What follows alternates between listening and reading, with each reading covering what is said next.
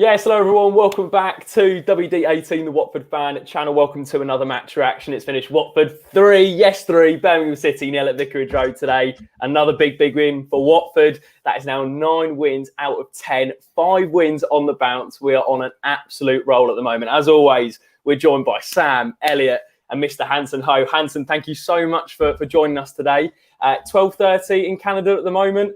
Got up early. A great win to start the day. And I'll tell you what, we'll cross over to you first, mate. What did you make of the game? What was your initial reaction to that brilliant Watford win? I woke up and I saw Isaac's success on the team sheet without Zinchenko. And I was worried.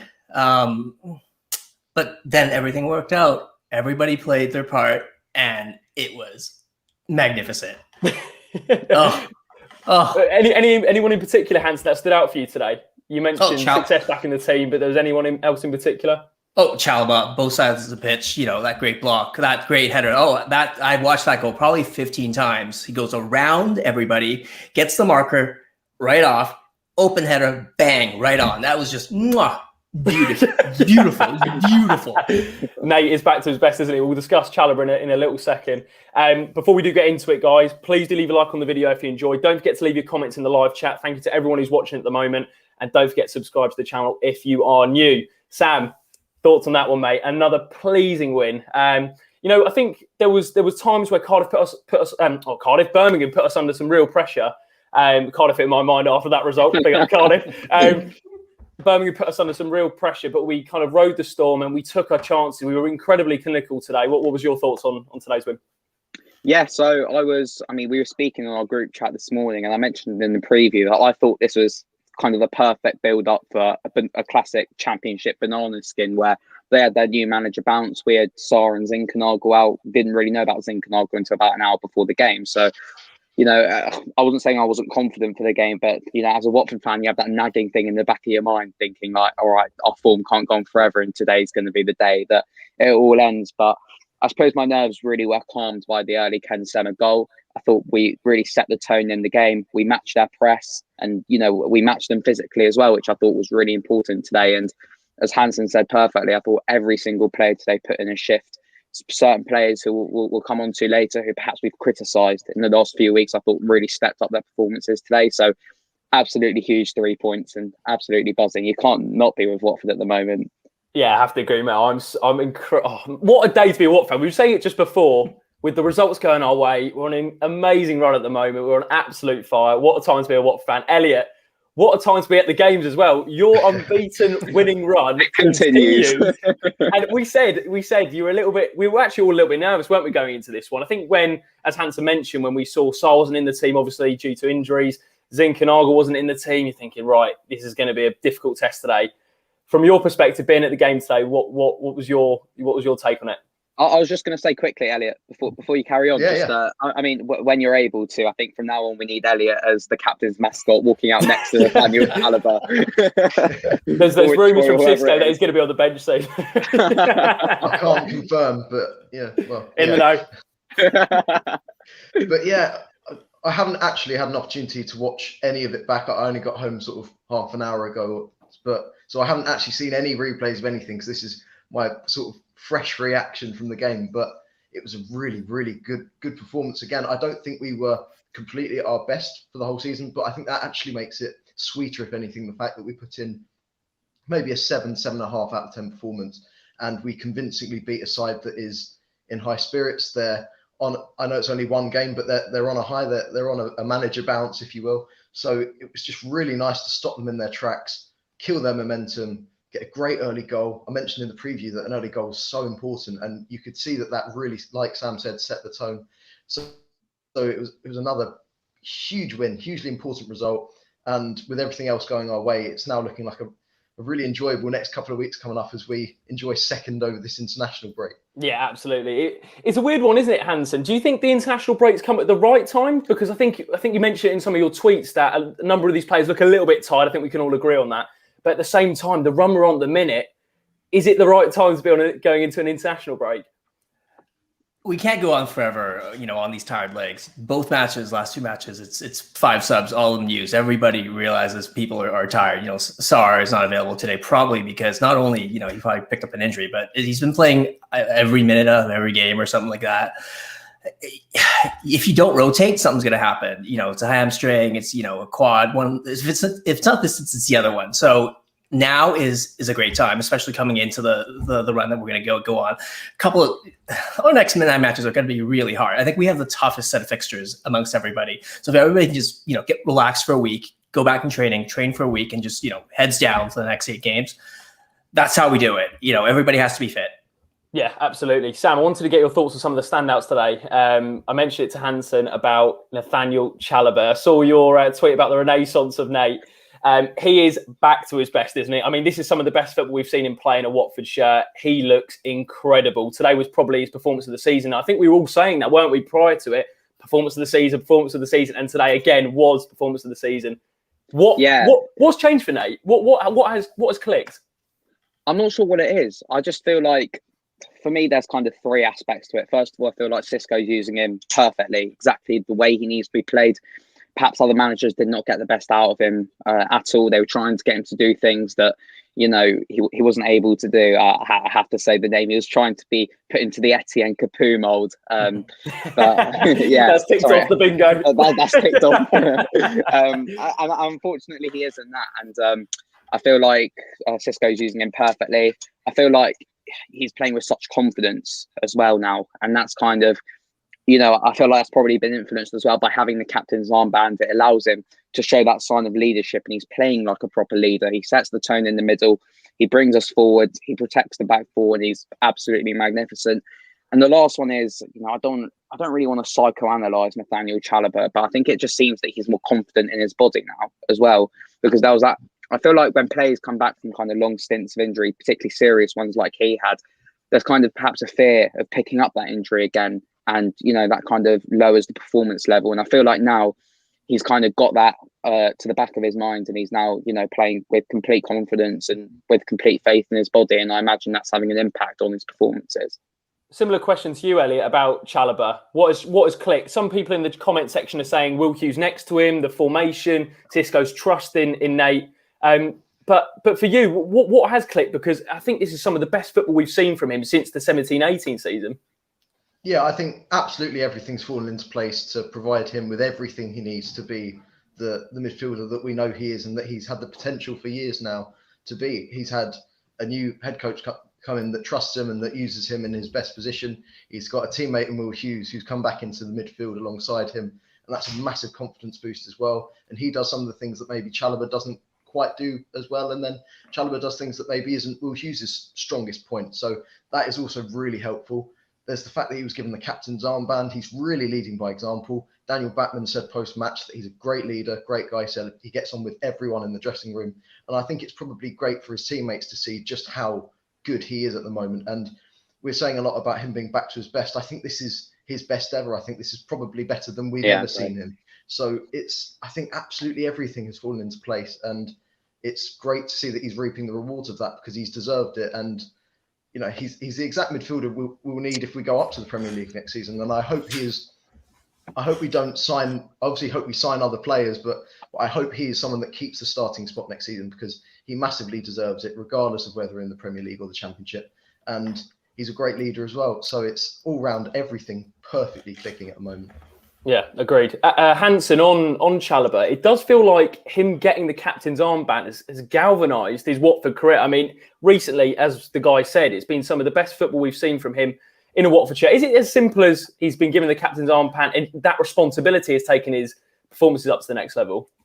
Well, it gives him confidence and gives him that freedom to do his thing. I mean, the footwork, he was doing this earlier on in the season with Vicarage as well, but he was playing in number 6 role. So when he misses something, you lose the ball in your own half. It's a big mistake. Everybody looks at it and it's like, oh no, people are going to attack. He's way more up the pitch now. So if he loses the ball, it's, less of a problem. But if it works, like last week, if it works, it really works. And he tries those shots. He's been trying those shots all the time. But it's clicking now. It's finally, everything is clicking because he's got the right role, and the captain's armband just fits him. Him, Hughes, either one works for me. We need the young core to bring this team up. as much as I like the old guard, this needs to be a new team. This needs to be a renaissance, not only for Chalobah, but for the entire club. We can't just bring the old players back up and say, hey, let's try this again. No. It has to be João Pedro. It has to be Zinchenko. It has to be the new guys. And then Chalobah is just the guy to take that, I think, armband. Yeah, you mentioned that relationship with Husey, actually. And what I just kind of popped into my head was the fact that those two guys played together in England's under-21s as well. And that relationship, you can clearly see it in the midfield three. Sam, just on the lineup today, there was a few changes, weren't there, with Sarr being out, Zinchenko out as well. How do you think those players that came in adapted? Dan Gosling one, Isaac Success the other one? So I'll start on Dan Gosling. I thought he started the game a bit slowly. I was thinking after about 25 minutes or so, I thought we were kind of dominating the midfield. I thought, that's an area that we targeted before the game. But I did think Gosling was a tiny bit off the pace a couple of times. He hit the ball out of play or missed a couple of tackles, but eventually he did go into the game. I think it was his corner, wasn't it, for the Chalobah header? Yeah. So great routine, by the way. Fantastic corner, yeah. So obviously, the assist for him as well, and he really did grow into the game. I think you could tell he's probably not. I don't want to say not fully fit, but he's probably wasn't ready to start games. It was only because of the circumstances that he came in.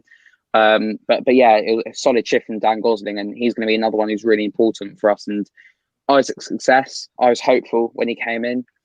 I didn't think he had the best game. We don't really know what Isaac Success, what his best game is. Maybe look back at Tottenham away a couple of years ago in the Cup, and probably that's the standard he set for himself. But again, just didn't really look too sharp considering he's been out for 18 2 years months almost, isn't now. it? Yeah, exactly. So it's completely understandable, but went down quite easily a couple of times. Probably should have scored on the face of it, but then looking back on it, it was a really difficult chance, and that's probably down to match sharpness. But yeah, it's not really because we won the game. Not going to be overly critical on Isaac Success, but with more minutes, I do hope to see more from him. Yeah. And on the changes, Elliot, Xisco Munoz, very proactive with the substitutions today. I tweeted it, Hanson tweeted it about bringing on Hungbo, ASAP, get him on the pitch, that energy in the front three. I think that's a big kind of a point we need to kind of hone in on is Xisco's proactive substitutions, because we've said with previous managers, Ivic, Pearson, a little bit slow on the substitutions, but is that one thing that stood out for you is the way that when he sees a drop in level and a drop in intensity, Xisco spots it and he goes, right, we need to make a change. Yeah, and we've criticised Xisco for that as well, because I think at the start of his tenure at Watford, there were points where we were like, that substitution's not right. He's made that a little too late. He's maybe needs to be a bit more proactive here. And I think he's learned from that. And we're seeing actually Xisco Munoz develop as a head coach as well as the team developing under him. So it's really great to see. And I almost had to double take at the match clock because I saw Hungbo getting ready to come on. And I was like, are we at 75 minutes yet? Or is this? I was like, wow, no, okay, we're at 55 minutes.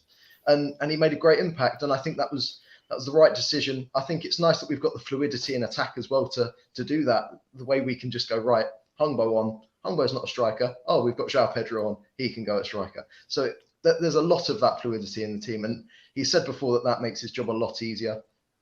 And I think it probably does make substitutions very easy to do. And it probably comes to Birmingham's disadvantage as well. They're having to deal with João Pedro and trying to force him out wide, and then he's moved centrally. So I think he talks a lot about plan B. He talks about other systems that they can go down, and you can see that plan clearly mapped out. And it's really great to see, and it's working to the absolute highest effect right now. So it's brilliant.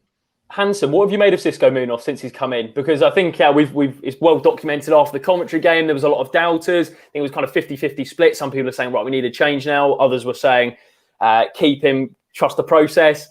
From your perspective, the turnaround, what have you made of it? I mean, I'd imagine it's very positive, but just on Xisco, what are your thoughts on the boss?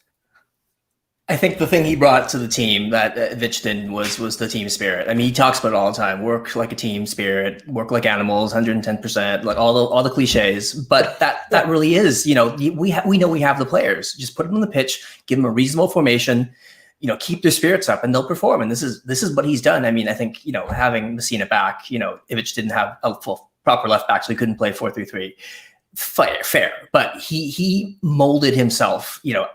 Not he didn't mold the team to his own philosophy. He looked at who we had and said, you know what, 4-4-2, it's not going to work. Clearly one striker up top, flanked by the wingers, hardworking midfield.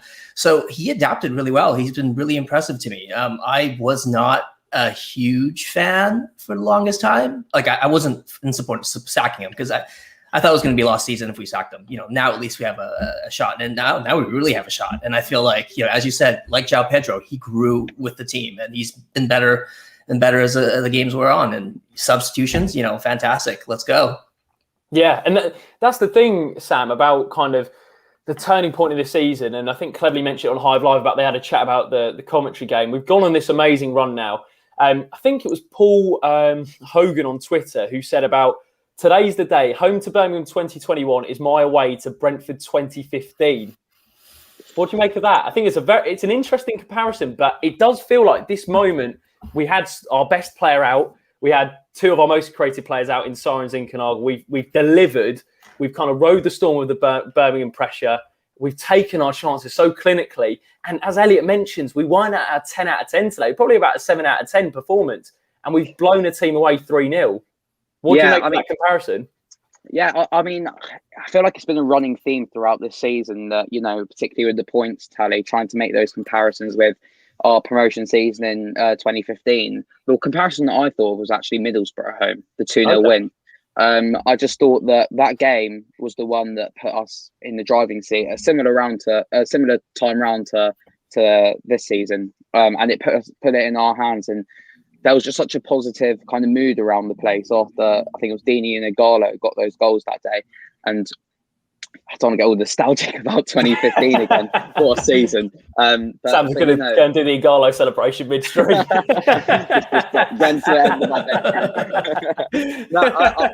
day. I just thought that, just the way we responded to certain, periods of the game, the pressure surrounding the game, other teams dropping points. I thought it kind of I saw so many parables with that day against Middlesbrough, but I feel like it's very difficult to make those comparisons still, particularly like for like, because it's football and the game evolves. It's we're the whole football club's in a different landscape now. So it's absolutely massive day. And I feel like this period is, what we're going to look back on, not just at the end of the season, but in years to come as what's been a really kind of positive period for the football club. Yeah, just go back on today, Elliot. We want to discuss through the goals. Ken Sema first off with the finish. He seems to get in some really good positions, Ken. A lot of the time, he's constantly following up the bit of play from João just before. I mean, that guy is so special. He's just nutmegging players for fun. Ken Sema, another goal on the score sheet. But actually, what I wanted to ask you, Elliot, was Andre Gray. We talked about the substitutions. He came on. He delivered very, very quickly. This is a different Andre Gray, isn't it? And he looks a different player at the moment. Yeah, and I saw in the official Watford match report, they said there's shades of him at Burnley and at his best season in the Championship. And I can see that the way he's got that instinct to get in ahead of the defender. And the fact that Jeremy Ngakia played the through ball as well is encouraging to Xisco, and it shows that the substitutions are working.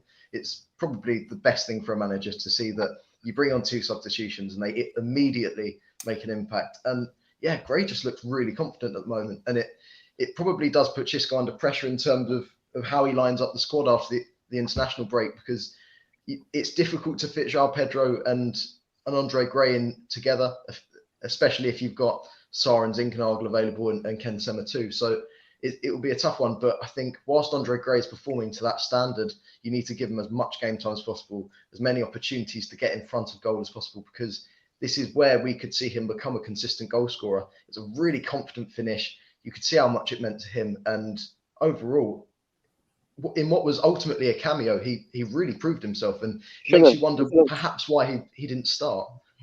He should have had a couple more. Yeah, he should have had a couple more as well, which weren't actually his fault. There was one where Ngakia hit it straight into that goalkeeper's arms and should have been on the floor to Andre. Joseph Hungbo should have released Andre through on goal. And there was another one as well where I think it was a really poor pass from Hungbo. Nothing against Hungbo. He's a young player. He's obviously going to try and score in that situation, and he'll learn from that. And it's the type of game and the situation we were in. It's the perfect opportunity for him to learn. But getting into some really good positions, and it's some good selection headaches for Xisco. I think it's a good thing having these dilemmas. Yeah, absolutely. Hanson, I want to get your thoughts on Gray, actually, because ultimately he does split opinion. Some people are saying, give him a chance. Some of you playing, no, we should have maybe just cancelled it a little bit earlier. From your perspective, I guess it's only a positive, really, that he's coming on. He's doing the best he can do. He's come on, made an impact. From your perspective, the confidence in Gray at the moment, what do you make of him in the way he's playing? Yeah, it doesn't really matter how much he makes. He's on the bench. He can play. We should use him. I think he works best when space is opened up. Like, I think Birmingham tried to move, guys forward, and there's space in the back. So, Hungbo, Gray, guys who could sprint, guys who can actually get to the ball, play on the shoulders of defense and just, get to that through ball. This is perfect. So I actually like him much better as a substitute, at halftime or, 60th minute, give him a little bit of time. Everybody's tired, release him. Let Andre go. It was a well-taken shot today. He could, like I said, could have had a couple. I would love that option off the bench. For the longest time, we would play and we'd be like, okay, let's look for plan B. What's plan B? Well, we don't have plan B. Now we have a plan B. So if Paristia doesn't work, if João Pedro isn't getting enough service, throw in Andre Gray. There is something else. So I love him as a second option right now. So, yeah. And speaking of plan B, actually, it's a really good point Hanson makes, Sam. I wanted to get your thoughts on this. Michael with a comment. Thoughts on Carlos Sanchez? For me, he's been faultless. Can't remember him giving the ball away once today. Keeps it neat and tidy and it helps set the tempo. Now, there was a lot of doubters, actually, when Carlos came in. And yes, he's made cameo performances and he's come on and he's looked tidy. And I think, if we're going to be honest, Sam, you were a doubter of Carlos. And not to kind of bait you out here, but you were a doubter of Carlos. It looks like a shrewd bit of business that it does from my perspective. But I don't know about you. Yeah, it does. I mean, forgive me for making the comparison again when I said I don't think we should be making the comparisons. But I look back at those. I look back at the signings of Ben Watson and Adlen Guardiola, and there's a couple more in the last promotion season. And you see it throughout time. These repeated promotion seasons with every club. They make these sorts of signings throughout the season. And I look at the likes of Carlos Sanchez and even Ashraf Lazar, who he was, I quite enjoyed watching him today, just smashing it wherever he was on the pitch. You can't blame him. He's got a lot of enthusiasm, we'll say that. They're both short-term fixes till the end of the season. And, I'm happy. I can happily say that they're both proving me wrong. Whenever they've come onto the pitch, they put a shift in. They've helped us see out the game. They've calmed things down. This particularly about Carlos Sanchez, by the way. I was a big doubter from what I heard from West Ham fans, but what he offers us is just that calmness in the middle. He's able to break up play, and I feel like that's really important for us, particularly in games like today when it was kind of, I'd say at 1-0, when he came on at 1-0, it was still on a knife edge. Even at 2-0, they still looked threatening. So he did really well to calm the game down and help us see out the 3 points. Elliot, I want to get your thoughts on Sanchez, actually. Every time I've seen him, he's looked really assured on the ball, tidy, composed. Again, similar question to Sam. I think we were all panicky, actually, when Tom Cleverley was ruled out for a little while, thinking, right, who's going to step up here? Got Dan Gosling out at the time as well. Zinkenagel's come in, done really well. But Carlos Sanchez has gone under the radar a little bit, and my word, has he stepped up? Yeah, and he was never meant to be first choice, and I don't think anyone expected him to ever be at that point. So I think what he does very well. He's a very experienced head. I'm sure in the dressing room he's very helpful as well. I don't know how good his English is, but there are a lot of Spanish-speaking players in that dressing room. La Roca. Sure he's very, very helpful to them, and players like Sierralta in particular, because he's only 23. Carlos Sanchez is probably a great mentor to them as well. I think he, like Sam has very well put it, and you have too, he's just a very good player at getting on the ball, maybe slowing the tempo or just dictating the tempo, playing the right passes, not doing anything ridiculous, not doing anything crazy. We're not going to see him pull out a rainbow flick or anything. He's just doing his job. He's performing very well, and he's a great player to come off the bench when we're winning and just see out the game. And it's similar to Dan Gosling. I think Dan Gosling probably offers more in more areas, but I think Carlos Sanchez has been a great signing so far, and even if he is a short-term fix, I think he's a very good one. Hanson, I wanted to get your thoughts on the back line of Watford, the two centre-backs, particularly Francisco Sierralta at 23 years of age, which every time I say that is just ridiculous. How good is he? I mean, I every time I see him, he just gets better and better and better. And Hanson, for you, is this the centre-back we've kind of been crying out for in the last 5 years or so? we always worry about, those balls in, free kicks, long balls into the box. They'll knock it down and score one, and we'll lose as a result. Serie A makes sure that doesn't happen. Aerial duels, like 5 for 5. I think, Jordan Weimer tweeted, today, something like that. This is what we need. We can deal with set pieces and long balls if we have a guy in there that will clean them all up. No nonsense. Not gonna, play around with the ball. Just get it out. Get it out, and him with Wilmot on the side, or Trusty Kong, anybody to kind of lap up all the loose balls. He's been a difference maker, and I worry much less when he's in the middle. 89th minute, down by, we're up by 1. Free kick. Here, Watford being Watford again. No, Serie Alta's there clearing it up. He's fantastic. If we're in the Prem next year, fingers crossed, I think he should be there. If we're not, he might actually go. I think somebody in the Premier League will look at him and say, good, is he? Oh yeah, we could use him. We can use him. Yeah, he is immense, Sam. And you've mentioned it quite a lot, actually, about the three, really, in Bachmann, Troost-Ekong, Sierralta. And you said it's so important that we just find consistency with that back three. And it is paying off. Xisco has stuck with those three. There's been a couple of shaky moments with Troost-Ekong, maybe in the last couple of games. We've still got away with it. But for you, Sierralta, I mean, the comment section is saying he's Premier League class. Some funny comments in there, actually, as well. But from your perspective, what a player. What a player. Fantastic. And, as much as the scrutiny that kind of the Pozzo scouting network has come under in the last, couple of months, particularly, that's just another prime example of an absolute gem that they found, because I don't know how much we bought him in for, but we're going to get, 20, 30 times whatever it was. He's, properly that good, and he's an absolute man mountain. But I just want to talk about that trio again, because something that I was speaking about, that while we were winning games, I had a problem just kind of with the trust. I said trust issues, that particularly between Troost-Ekong and Bachmann, that I felt that they didn't really trust each other. Bachmann would come out and get the ball and then think maybe not Troost has it, and Troost would kind of just leave it, and it got a bit messy occasionally. And I think today, particularly, I thought both of them really, really stepped up. Dan Bachmann, the only thing we really criticised him for was not controlling his area. He caught a couple of really difficult corners and balls into the box today. And Troost-Ekong got everything out, whenever it came near him. And for as good as Chalobah was, Troost-Ekong was actually my man of the match because of how out he dealt with, I don't know how to say it, Jakubovic. Is that how you say it? Jukovic. Jukovic. Yeah, difficult one to pronounce. But absolutely superb. And those three, for as much as I love Ben Wilmot, Kabasele coming back, Craig Cathcart as well, I think those three, Bachmann, Sierralta, Troost-Ekong, we have to carry on with that now. Elliot, seeing it firsthand, what is it like watching that back line? Is there anything you've picked up on with Sierralta and Troost-Ekong and that back three of Bachmann, Sierralta and Troost? What's it like seeing it firsthand? Well, it was really interesting because everything is very carefully planned out, and Daniel Bachmann, as we know, is always the leader there. He's always barking orders, but they're all leaders in there. Adam Messina said before that he has aspirations to be a leader and to be a captain, and William Troost-Ekong is obviously the captain / vice captain of Nigeria.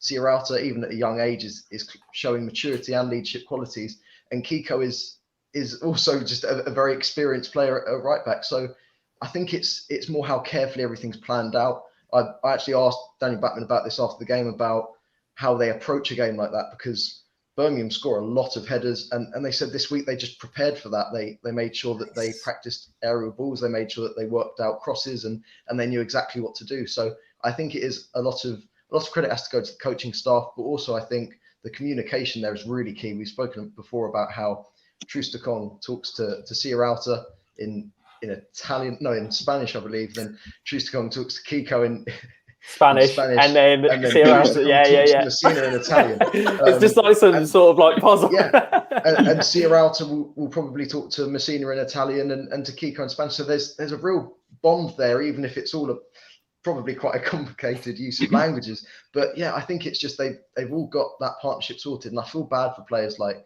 Ben Wilmot, Christian Kabasele, and Craig Cathcart, because it is the hardest defence to break into in the league. And I think they would most of them, if not all of them, would get into any backline in the Championship, bar maybe Swansea. So yeah, I think they're all on the same page. They've worked it out, and even though they haven't actually been a back four that played together consistently for that long, I think they look like they've played together for years. It's brilliant. Yeah, absolutely. Before we get on to getting to know Hanson a little bit more about his time as a Watford fan, I just wanted to get your guys' thoughts actually, and I'll cross over to you, Hanson, first. In terms of the run-in now, we've got a little bit of a break with the international break, and then it's 8 games left to the end of the season. Squeaky bum time for a Watford fan. Are you starting to believe? That we can go up now? And I don't want to jinx it, Hanson, but it'd be great to know if your belief is right up here at the moment. I will say throughout the season, and if I measure how much I believe, this is the highest point of that. I mean, the run of results is great. The performances are magnificent. The run-ins are going to be tough. I think we're playing 5 or 6 of the top 8, in our last few matches. And one of the other ones that are not in the top 8 is Luton, or Scummers. Luton, L star, TON, whatever. So given that, I am extremely confident in the side and the performances and the staff, but this is going to be a challenge. If we make it, we're going to deservedly make it. We're not backing into anything. Swansea, they didn't play well today, but I think, they have actually fairly easy run in, I think, looking at that. Brentford as well. Those last 2 matches, it is going to be almost like playoff finals to me. I think it's going to come down to us and Brentford. Goodness me. My heart, do you know what? We've spoken about how much our heart rates have struggled during Watford games, and my heart rate was all over the place in the last 5 minutes of Swansea Cardiff as well. I just Elliot, I just wanted to get, you mentioned about Daniel Bachmann in the press conference today, and he mentioned something about looking at the league table. Does that table pressure come into it a little bit? Because I think he mention something about how he's not going to lie, he does look at the league table after each game. Yeah, and it was refreshing to hear, because you get a lot of it where players and managers and head coaches go, no, I'm not looking at the league table. We're never looking at the league table, and that's something Xisco says a lot. He says, I'm not looking, and fair enough, I can understand it, but everyone's got to be glancing at that here and there. They've got to be having a little peek at where they are in the league, the goal difference, the points gap. So it was nice to hear Daniel Bachmann say that he does look at it from time to time. I don't think he wants to make a habit of it, but yeah, great that he does.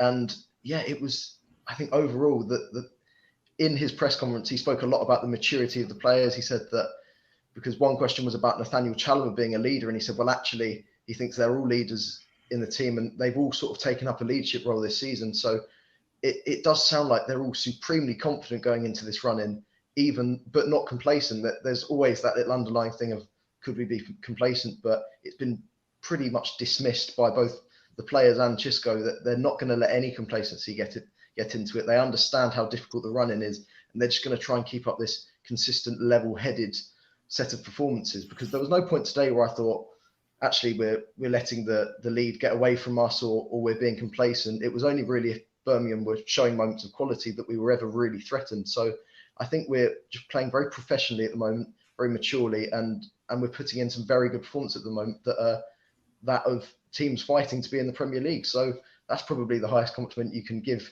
Daniel Bachmann and his team. And yeah, let them glance at the table, because they deserve to be up there, and they deserve to stay there now with the level-headed performances they're putting in. Absolutely, Sam. And just on the last 8 games, Sam, how many wins do you think we need? Wow. Big question. But you mentioned Brentford, Swansea, Hanson mentioned about Luton. There's some tough games there, right? And I'm wincing saying it, but there is some tough games. How many wins do you think we need to be targeting before now the end of the season? Or is it literally we need to be winning all of them? For me, I'm very much taking it game by game at the moment. I feel like we can't. It's Nathaniel Chalobah there. That was a good response, mate. No, I will answer your question. Don't worry. But I just feel like as well, because things are so difficult to predict in the Championship. No one would have, thought that earlier in the season. I don't know. We dropped points away at Wickham, or Brentford dropping points at home to Nottingham Forest today.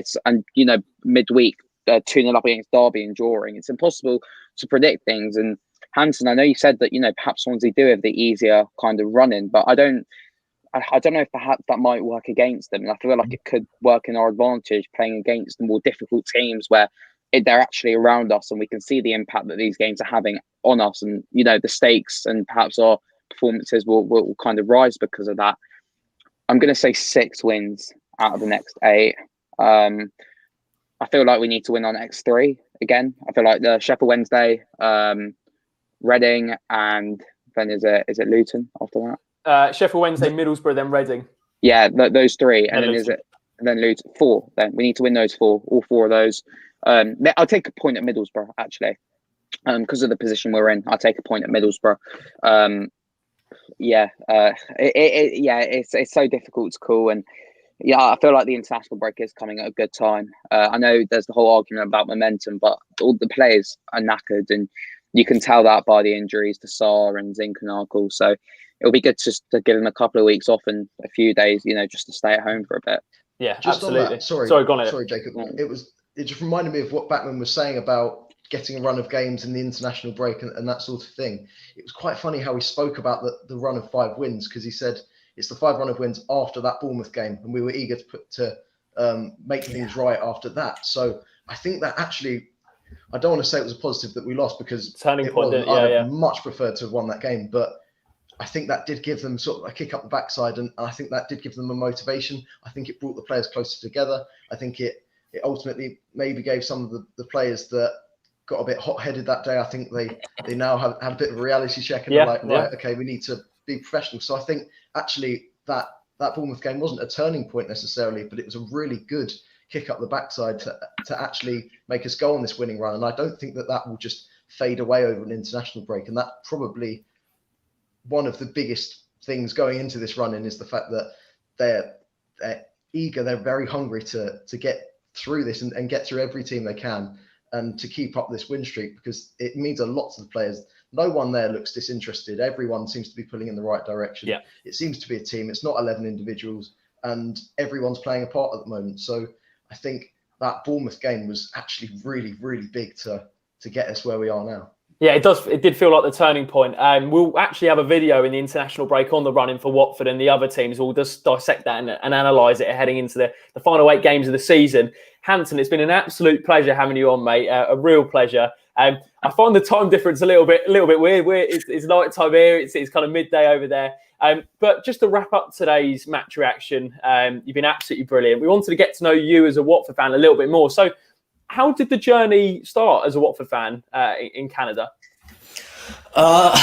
Football manager and a friend from Watford. Nice. Yeah, I had a friend in high school. Came in from Watford. He told me about the club. I was just getting into football at the time. We don't really get much over here. And he told me about Watford. Elton John. FA Cup. Finals. All this stuff. Graham Taylor. And I learned about it, and it was great. And I don't see him on TV because obviously we didn't show Division 1 games back then on TV, still don't. And I picked up Football Manager. It actually was Championship Manager at that time. Championship Manager 2. 95, 96. Picked a side. It was Robert Page. It was Micah Hyde. All these players from the 90s. And I just kind of learned about the club and started following it, and listen to them on the radio, and follow them on the internet, fanzines, things like that, and it's kind of built up. And it's really lonely here in Canada, Watford fan. And then with Twitter and YouTube and all these things, finally I get to speak to Watford fans. And my trip over to England 2 years ago, that was amazing. Being in the game and everything. What was that like? Because I remember on the FA Cup final day, you got to the airport and saw Jay Demerit. That's not a bad way to start.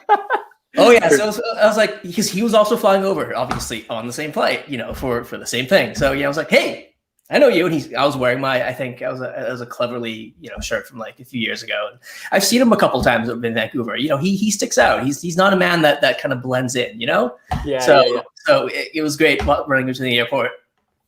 Sam, go on, mate. Sorry, I interrupted you there. No, was I? I thought you were going to say something. Hanson, in terms of the kickoff times, right? So 3 p.m. What are we talking? 10, 11? 7. 7? Oh my God, I've got that so wrong. West Coast. Wow. So a midday kickoff, right? The 12 o'clock, the Stoke at homes, right? You're thinking to yourself, right, why should I really get up at like 3 in the morning? 4:30. I would watch the match and then nap for 2 hours, and then get up at 8:30 and 9 o'clock. Wow, that's commitment. That is commitment. That is commitment. That's crazy. That is. What's the coverage like there, by the way, in terms of is there a big difference between the Prem and the Championship? There's no coverage. It's not mentioned, at all. Even when we're in the Premier League, only the top 6 are basically mentioned in the sports shows. I follow it on the internet. That's basically it. As a Watford fan, it's much better now because of the internet. Back in the day, I used to check the newspapers on Sunday mornings at the end of the page. It's like, what the score is? Oh, yeah. Oh, 2-0, Watford will rob them. Great. Let's go. But now I can just check live. You can watch it live. It's fantastic. That's awesome. Is there any other fans there, by the way?